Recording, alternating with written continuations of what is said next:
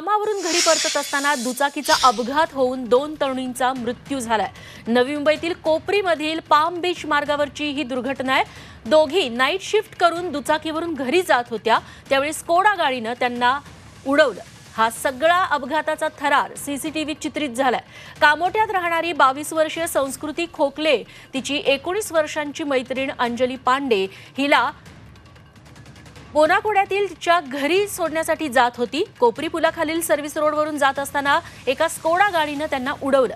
या दोघी दुचाकीवरून चुकीच्या मार्गावरून जात असल्याने हा अपघात झाल्याचं पोलिसांनी सांगितलं।